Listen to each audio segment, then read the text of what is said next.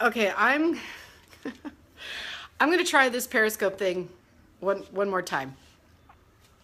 I just learned how to use Periscope, and so forgive me for being a little amateur about this, but here we go. So I'm gonna redo the last broadcast that I did and maybe shorten it up a little bit, but so basically what I wanted to talk about was a recent client that I have who's dealing with a particular issue that is a very, very common issue with my clients that shows up quite a bit when it comes to clutter. And what that is martyrism and the feelings of guilt that come along with martyrism. And I've got, okay, so again, forgive me. Forgive me for all these joined and all this stuff. I don't know what that is yet. I'm assuming there's people watching. I hope so. That'd be kind of cool. Okay, so anyways, back to the topic at hand. So what I wanted to talk about was martyrism and the role that it plays in clutter. So this client that I have, she was telling me a story about her mother-in-law who came over to her house, and they just moved into their house, her husband and her two kids, two little girls, and they just moved into their house. And she was talking about wanting to get rid of some stuff. She says, oh, I'm going to get rid of this stuff. And the mother-in-law says, no, no, no. Just go ahead and keep it, and I will look through it. Don't worry about it. I'll take care of it. And then she says, no, this stuff is pretty old, and I really don't want it in my house anymore, so I'd really like to just get it out of my house. Mother-in-law says, no, no, no, just keep it. Just keep it for now. Keep it in your house, and I will come and take a look at it and see if there's anything that I want. 3 times she said, I really want to get this stuff out of my house. I think it's just best if it goes. I've already made the decision. I want it to go, and I just don't want it anymore. I don't want it in my house. 3rd time, mother-in-law says, no, it's okay. Just go ahead and keep it here, and I will take a look through it and make a decision if I want to keep it or not. So of course she caved. Of course she caved, because it's the mother-in-law, you know. And there you are. That's a situation that happens quite a bit, where another person will impose their desires onto somebody else and make them feel guilty about it. And then that person is keeping stuff out of guilt. Happens all the time.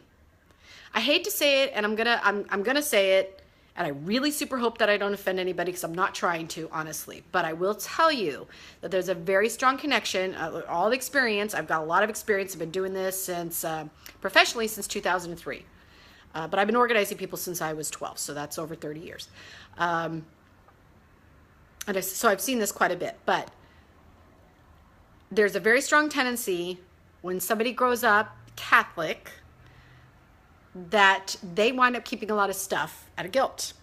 There's a strong connection between martyrism and Catholicism. Just, you know, all of us who grew up Catholic, we know this. You know, and sometimes it could be direct, sometimes it could be insidious, sometimes it could just be, just don't even know what's happening. But it's a programming that causes us to feel guilty if we get rid of stuff, because we're afraid of hurting somebody else, and that somebody else imposed those feelings on us and made us hold on to stuff that we don't want to hold on to anymore for their sake. And I see that a lot. I see that a lot, especially with grandparents too. It's not necessarily a Catholic thing by no means, but I also see that a lot with grandparents, or just people that want to get rid of stuff, and they're not quite ready to completely let it go, but they want to give it to somebody else so they don't have to feel that angst about completely letting it go. At least they know it's still kind of within their reach, not totally gone, but it's out of their house. That's another scenario that happens quite a bit. And I'm going to tell you that there's no easy answer for that, how to get around that. I mean, you're dealing with stuff that's been passed down through the generations, a way of relating to stuff and your space and people that have been passed down through generations. So it's not an easy thing that you're going to break. But at some point, usually by the time I'm working with my clients, they've gotten to the place where they're like, okay, I can't anymore. I cannot hold on to this stuff anymore because so-and-so is gonna come and get it. Oh, you know, another scenario is the kids who've gone away to college or they moved out, and you're holding on to their stuff for them until they get a better place, or if they ever decide to come back. That's another scenario I see quite a bit. It is what it is. But again, it's compromising your home. And there's really no easy solution to that. But maybe there's just a way to think about it a little bit differently to get you to the point where you might be... Sorry, just got a call. Of course. Yeah, what was I saying? That's another thing I'm going to be talking about too, is ADHD. You know, but that's a whole other subject matter in itself. So there's just the way to think about your home in general is you want to surround yourself in your home with the things that you love and the things that you use. When you surround yourself with the things that you love and the things that you use, then that creates an energetic vibration in your home that makes it, it's a higher energetic vibration. And when the energy in your home is higher, things will feel better and things will function better. It will just be better. People will get along better. You'll be more efficient in your home. You will feel better in your home. You might sleep better. You might eat better. You will eat better. You will sleep better. That's just kind of how it goes. So there's a very... what's the word that I'm looking for? It's a good idea to have as much as possible in your home that you love and use. So when you have stuff in your home that you feel guilty about, oh, that blanket that so-and-so made for me, I can't get rid of it because they be turning over in their grave. They worked so hard. They worked months on that blanket. Even though it's sitting in a closet collecting dust, you forgot it was even there in the first place. But you can't get rid of it because so-and-so will be mad at you, right? Well, the thing is every time you hold on to something like that, that creates a low energetic vibration. Everything is energy. That's not frou-frou-lala. That's a fact that everything is energy. And energy is vibrational. Low, mid, high, it's vibrational. Generally, the higher the vibration is, the better things feel, the better they function, they just work, they flow. The lower the energy is, the more dense it is, and then you can create an energetic block or just something really super dense that you can't move. And that's what happens with the feelings of guilt. Feelings, emotions, thoughts are energy, just like stuff is energy. A mirror is energy, a book is energy, a rock is energy, everything is energy. And when you have the feelings of guilt present in your home, God forbid you have a lot of it in your home, because I've been in homes before where there's just, every little corner we look, oh yeah, so-and-so, I feel bad. I once had a client who every 5 minutes, we're organizing his garage, and every 5 minutes what came out of his mouth was, I feel bad, I feel bad, I feel bad, I feel bad doing this, I feel bad letting this go, I feel bad feeling this way. You can't win. And I finally pointed that out to him. I said, do you realize how many times you've said you feel bad? And then I had to ask the question, and again, I'm so sorry if this offends anybody, but I had to ask the question, were you raised Catholic? Yes. Okay, well, just so you know, that every time that you say that you feel bad, you're creating an environment that's bad for you. Or shall we say just not as good as it can be for you. That was kind of an eye-opener for him. So if you're surrounding yourself with all that kind of stuff, then the energy in your home is going to be low. And here's how it works. So now we're talking feng shui. Every area of your home is associated with an area of your life. So for instance, I use the Bagua method, and that is where the upper left-hand corner of your home, that is your money corner. That's your prosperity corner, your wealth corner, whatever you want to call it. It's your money corner. Now, if you have, say, unpaid bills or bills that are late, I've had this scenario before. I actually had a friend of mine who was a former Navy SEAL who had started his own business, in private investigating. He was no longer on the SEAL team, but now he was doing his own business, single dad, living with his parents in this really dark and dingy room with this kid.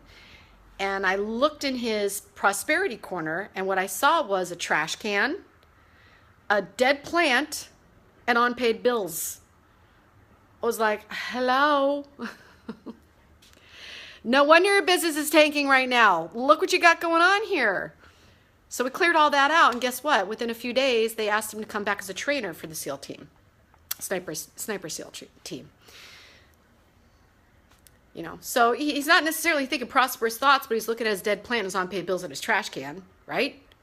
So that's kind of how it works. Is, you know, your thoughts, your feelings, and your stuff can all have low energetic vibrations to it, and then that can create an energetic block in that space wherever it sits, and then that's it starts affecting that area of your life. That's one of the ways I get people to get rid of stuff more easily, is I help them to understand the connection between what's going on in their life and the stuff that they have in their home, especially when it comes to women in their closets and relationships, the relationship corner. So the relationship corner is on the, again, we're using the Bagua method. So when you walk in through your front door, the upper right-hand corner of your home is the relationship corner. If you want to look for the Bagua Map, see if you can figure out where your life areas are in your home, just go online and look it up. Bagua, B-A-G-U-A, Bagua Map. And you'll see a rectangle with 9 squares that all have different colors. And each square represents an area of your life. So right now I'm just talking about the money corner and relationship corner. There's nine different life areas. And I'll do more videos sometime about each one of those areas. But, you know, a lot of times if I happen to see a woman's clothes closet in her relationship corner, and I tell her, like, you said you feel fat in that, you feel old in that one, this one doesn't fit you, this one needs mending, this one so-and-so gave to you that you don't like anymore, but you're holding on to it because, I don't know, it's worth money, or they spent a lot of money, or whatever the normal excuses are. And when you feel that way about those things, that feeling has an energetic imprint to it, and it will imprint itself into that space, and then guess what? You're probably going to have a problem with relationships. And then, of course, their eyes get super huge and like, oh my God. They just start purging. It's hilarious to watch. It really is hilarious to watch. Because just a moment ago, they were like, no, I really have to hold on to that because I spent a lot of money on it, or I'm going to fit back into that someday. And then I say, oh yeah? Well, maybe because you're feeling this way about yourself, that might be the reason why you don't have a relationship right now. Start chucking.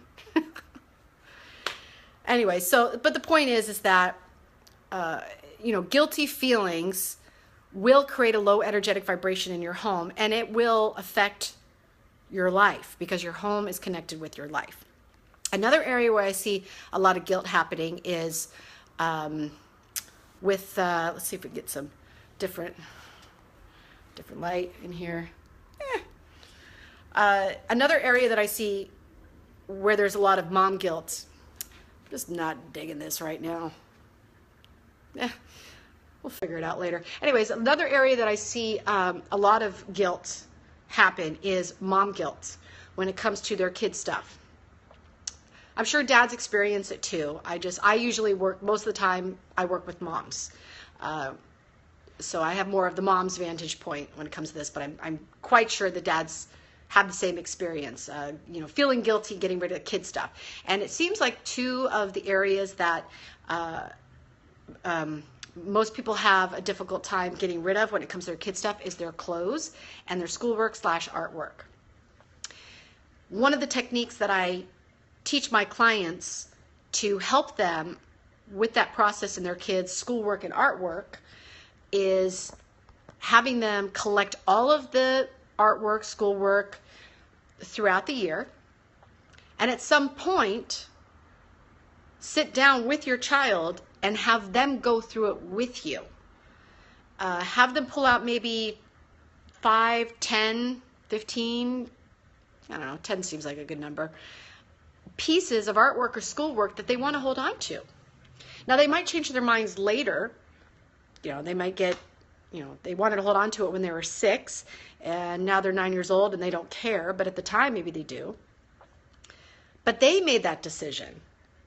And what that does is it accomplishes a couple things. One, it takes the mom guilt out of it, because you don't want to throw away the paper mache SpongeBob. I don't know why that just came to my mind. Paper mache SpongeBob they made when they were 6 years old, because you think, oh, they're going to remember Timmy's going to be 10 and he's going to say, Mom, where's the paper mache SpongeBob? And you're going to say, oh, I got rid of it. And that kid's going to be like, oh, well, great. Now start paying for therapy because I got to go into therapy. It's not going to happen. There's a good chance that's not going to happen.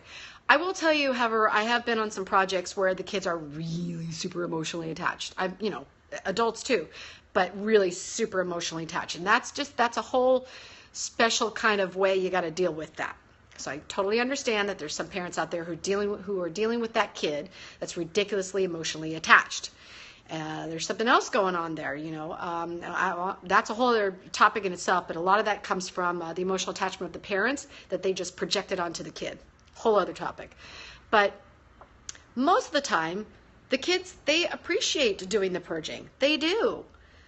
I can't tell you how many times I've been in an environment or in a home where I get to sit down with a kid and help them to get rid of stuff.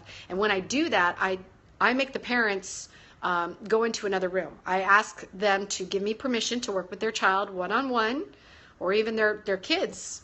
Sometimes I work with a few kids at the same time, which is kind of cool, because they all get to interact with each other, and it becomes this little team effort, which is really cool to watch, a little bonding experience. But I usually request that the parent lets me work in the space with their kid, purging just one-on-one. That way we don't have to worry about the parent interjecting any kind of emotions onto the child that could sway their decision. Oh, you can't get rid of that because Grandma Jean spent 12 years of her life making that blanket for you.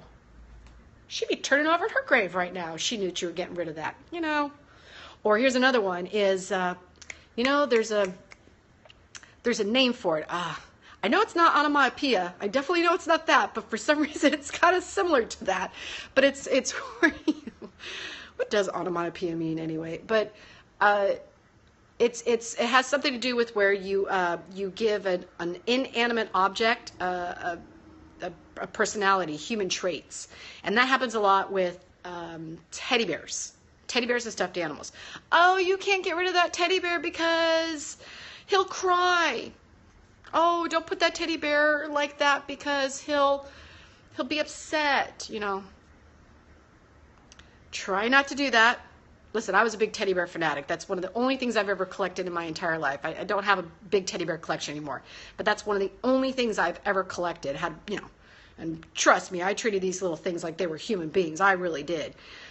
So I get it.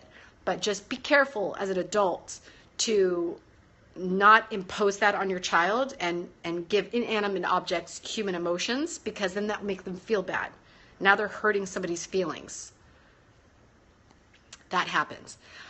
So I usually get the parents to leave the room so that I can work with the child one-on-one. And when the parents come back, they are shocked how much the kid has gotten rid of. Shocked. That's usually the scenario. And they love it. They love purging stuff. They absolutely do. They've just been afraid to, because they're afraid of how it's going to make the parent feel. So that's a little technique you can use to hopefully get rid of some of that mom guilt, dad guilt. Getting rid of your kid's stuff is having them go through it. So that's one thing it does accomplish, is helping to minimize the guilt. The other thing that it accomplishes by having you go through their schoolwork, artwork throughout the year, once, twice, 3 times a year, whatever, is it empowers them to practice purging. Purging is not an easy thing to do. Sometimes it is. Sometimes people have no problem getting rid of things. And sometimes there's an emotional attachment to it. Sometimes there's an extreme emotional attachment to it. I have been with on a couple projects where the kids were so emotionally attached. I had one child who was so emotionally attached that when he came into his room the next day and saw things organized, things were not thrown away. They were definitely not thrown away, but they were just kind of reorganized in in an organized way.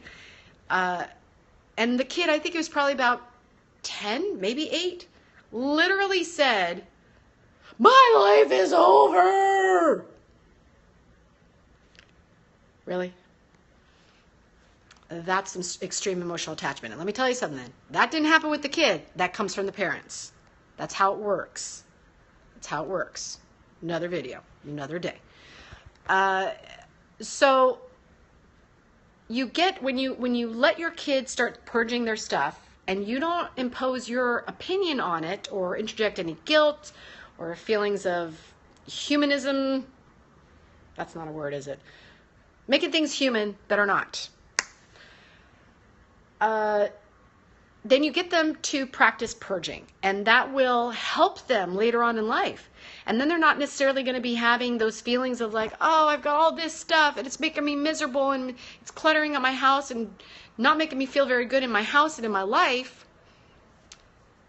They are now more empowered to say, oh, I can get rid of it because I want to. That's my decision. Instead of having to think about all the programming that probably the parent laid on them, or the grandparent, or just their influences. It kind of runs through the family. Clutter behavior and how we think about our stuff in our space, it's programming from our families. So think about that.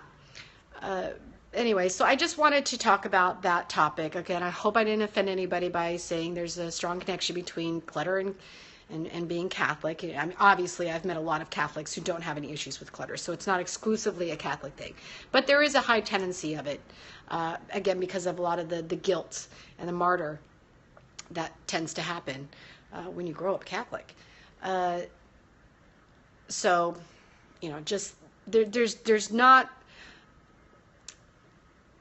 The best solution is that you just have to get to a place where you just put your foot down and you say, this is my house and it's my stuff and it's my space and I want to do what I want to do with it because I want to feel good in my home and I want my life to be awesome because your home is connected to your life. The condition of your home is connected to the condition of your life. It is. So at some point you're going to have to put your foot down. You might have to throw things away, without them knowing. And if they get angry at you, then maybe that's what the problem is. Maybe you need to learn how to deal with that anger. Because I guarantee you that's not just showing up in your life because of the stuff. It's all over the map. It's showing up. So at some point you got to put your foot down and claim your space so you can claim your life. That's all I have to say about that. Hope to do some more Periscope videos. This is, well, it's kind of my second round here because the first one I did, I just wasn't happy with it. So that's that with that. Now I got to try to figure out how to turn this thing off. Oh, that's right, the big X. Thanks for watching.